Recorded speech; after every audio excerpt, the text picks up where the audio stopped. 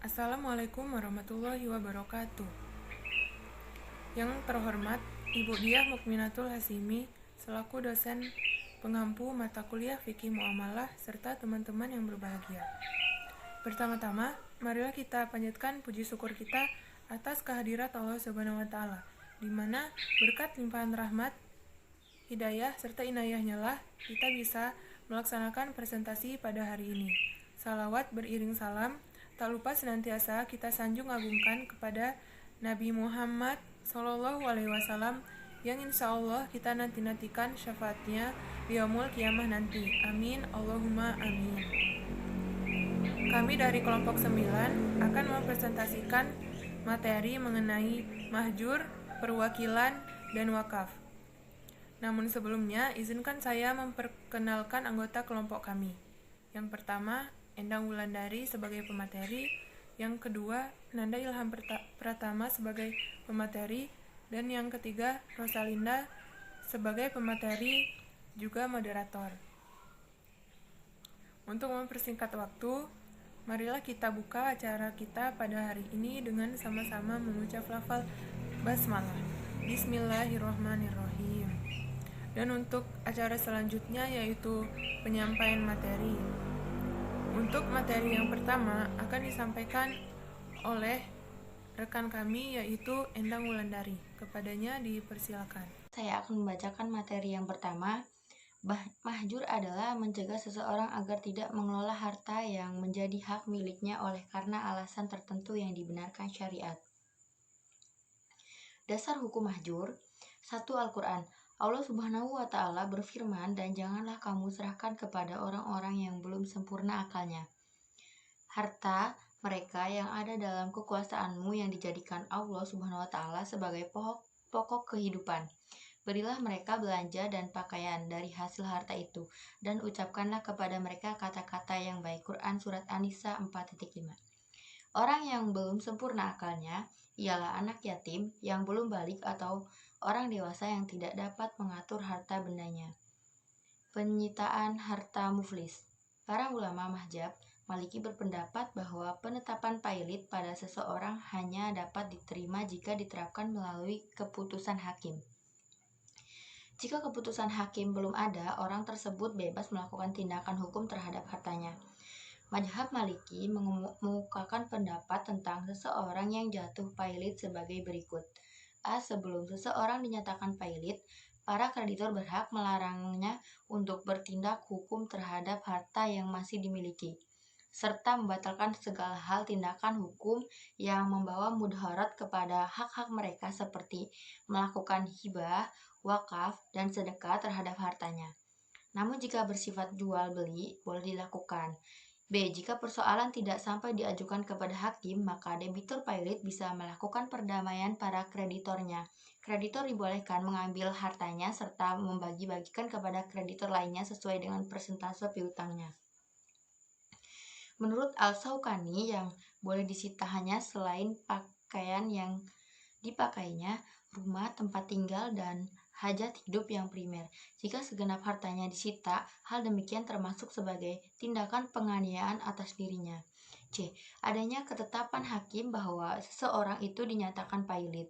Ketetapan hakim itu perlu adanya gugatan dari kreditor, sebagian atau seluruhnya, kepada hakim dengan syarat utangnya melebihi harta yang dimiliki orang tersebut dan sudah jatuh tempo ketetapan hakim telah ada.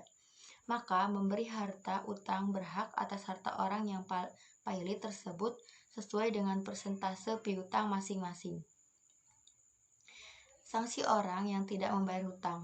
Ada pengecualian di mana perkara perdata seperti utang piutang dapat dituntut secara pidana, namun harus memenuhi beberapa unsur yang diatur dalam pasal 378 KUHP. Kegiatan minjam-meminjam atau utang piutang merupakan hal rumah dalam sebuah kegiatan ekonomi. Utang piutang ini biasanya dituangkan dalam sebuah perjanjian antara kedua belah pihak yang di dalamnya memuat mekanisme pembayaran utang, tenor, bunga, dan langkah yang ditempuh jika salah satu pihak gagal menunaikan kewajiban atau wan prestasi.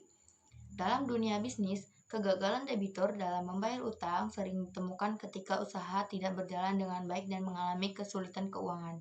Hal ini biasanya terjadi dalam perjanjian utang piutang antara debitur dan kreditur bank, namun perjanjian utang piutang juga bisa dilakukan oleh orang pribadi dengan orang pribadi lainnya. Bagaimana jika salah satu pihak mangkir dalam perjanjian utang piutang atau tidak mampu membayar utang, sebagaimana diatur kedua belah pihak dalam perjanjian? Apakah pihak yang mangkir bisa dilaporkan ke pihak kepolisian atau dipidana? Dikutip dalam hukum online dengan judul "Bisakah orang yang tidak membayar utang dipidana?" Pada dasarnya tidak ada ketentuan yang melarang seseorang untuk melaporkan orang yang tidak membayar utang ke pihak kepolisian. Membuat laporan atau pengaduan ke polisi adalah hak semua orang, namun belum tentu perkara tersebut dapat naik ke proses peradilan. Akan tetapi dalam pasal 19 ayat 2 Undang-Undang Nomor 39 Tahun 1999 tentang Hak Asasi Manusia telah mengatur bahwa sengketa utang piutang tidak boleh dipidana penjara. Tidak seorang pun atas putusan pengadilan boleh dipidana penjara atau kurungan berdasarkan atas alasan ketidakmampuan untuk memenuhi suatu kewajiban dalam perjanjian utang piutang. Demikian bunyi pasal 19 ayat 2. Jika merujuk pasal 19 ayat 2, walaupun ada laporan yang masuk ke pihak kepolisian terkait sang sengketa utang piutang, pengadilan tidak boleh memidanakan seorang karena tidak mempunyanya bayaran hutang. Maka disinilah peran dan integritas penegakan hukum, yaitu kepolisian, kejaksaan, hakim, dan advokat sangat diharapkan untuk tidak merusak sistem peradilan. Yaitu tentang pengertian. Wakalah artinya penyerahan seseorang kepada orang lain agar ia menggantikan posisinya dalam hal-hal yang bisa diwakilkan. Maka suruhlah salah seorang di antara kamu untuk pergi ke kota dengan membawa uang padamu ini. Sesungguhnya zakat-zakat itu hanyalah untuk orang-orang fakir, orang-orang miskin, pengurus-pengurus zakat. Allah Subhanahu wa Ta'ala membolehkan perwakilan untuk pengurus sesuatu. Yang kedua, wakalah merupakan salah satu akad yang tidak sah kecuali jika terpenuhi rukunnya, yaitu ijab dan qabul. Namun tidak disarankan untuk ijab dan qabul ini memakai lafaz tertentu. Akad wakalah dianggap sah baik tajziz maupun taklik atau dihubungkan ke masa yang akan datang, sebagaimana sah juga dibuatkan jangka waktu atau dengan melakukan perbuatan tertentu.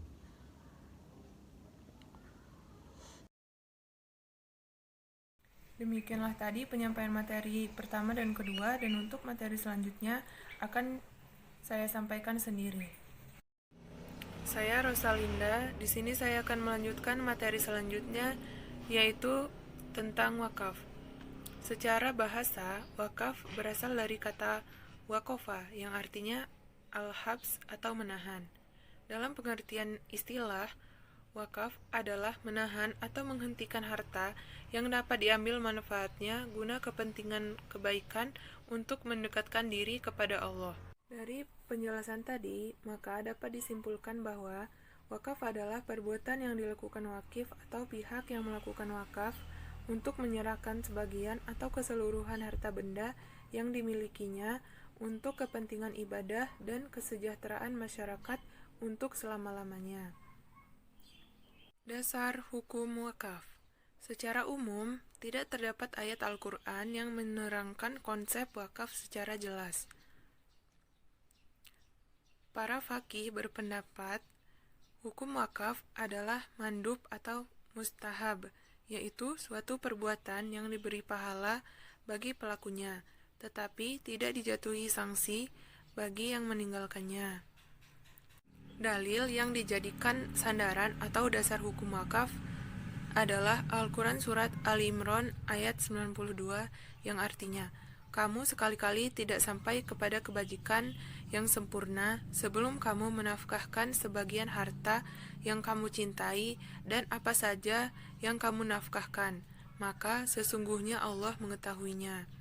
Lalu Al-Quran Surat Al-Baqarah ayat 267 yang artinya, hai orang-orang yang beriman, nafkahkanlah di jalan Allah sebagian dari hasil usahamu yang baik-baik dan sebagian dari apa yang kami keluarkan dari bumi untuk kamu.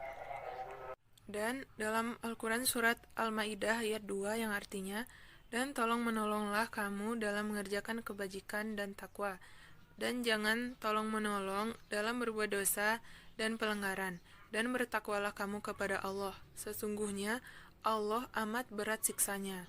Tentuan wakaf. Menurut Ahmad Azhar Basir, berdasarkan hadis yang berisi tentang wakaf Umar radhiyallahu anhu, maka diperoleh ketentuan-ketentuan, yaitu harta wakaf harus tetap. Harta wakaf terlepas dari pemilikan orang yang mewakafkannya. Tujuan wakaf harus jelas dan termasuk perbuatan baik menurut ajaran Islam. Harta wakaf dapat dikuasakan kepada pengawas yang memiliki hak ikut serta dalam harta wakaf sekedar perlu dan tidak berlebihan, dan tahan lama dan tidak musnah sekali digunakan. Syarat-syarat wakaf yang bersifat umum adalah: yang pertama, wakaf tidak dibatasi dengan batas tertentu, sebab wakaf berlaku untuk selamanya. Yang kedua, tujuan wakaf harus jelas, seperti mewakafkan sebidang tanah untuk masjid, musola, pesantren, atau yang lainnya. Yang ketiga, wakaf harus segera dilaksanakan setelah dinyatakan oleh yang mewakafkan, tanpa digantungkan pada peristiwa yang terjadi di masa yang akan datang, sebab lepasnya hak milik bagi yang mewakafkan. Dan yang keempat, wakaf merupakan perkara yang wajib dilaksanakan tanpa adanya hak hiyar. Rukun wakaf menurut hukum Islam ada 4 macam, yaitu: yang pertama, wakif adalah orang yang berwakaf. Yang kedua, mauquf bih, yaitu barang yang diwakafkan. Yang ketiga, mafkuf alaih, yaitu pihak yang diberi wakaf atau peruntukan wakaf. Dan yang keempat, sigat, yaitu pernyataan atau ikrar wakif. Macam-macam wakaf yang dikenal dalam Islam dapat dibedakan berdasarkan beberapa kriteria. Yang pertama adalah macam-macam wakaf berdasarkan tujuannya, yang dibagi menjadi 3, yaitu: yang pertama adalah wakaf sosial untuk kebaikan masyarakat, yang kedua wakaf keluarga, dan yang ketiga wakaf gabungan. Sedangkan berdasarkan batasan waktunya, wakaf terbagi menjadi 2, yaitu wakaf abadi dan wakaf sementara. Berdasarkan penggunaannya, wakaf dibagi menjadi 2 macam, yaitu wakaf langsung dan wakaf produktif. Adapun syarat-syarat wakif adalah berakal sehat, dewasa, merdeka, dan tidak di bawah pengampunan. Menukar atau menjual harta wakaf. Menurut mazhab Hanafi, mengganti atau menjual tanah wakaf, sebagaimana dikutip Abu Zahrah dalam Al-Waqfnya, menyatakan kebolehan mengganti semua bentuk barang wakaf, baik yang umum maupun yang khusus, kecuali masjid. Untuk itu, mereka menyebutkan 3 hal. Yang pertama, pewakaf mensyaratkan hal itu ketika melangsungkan perwakafan. Yang kedua, barang wakaf sudah berubah menjadi barang yang tidak berguna.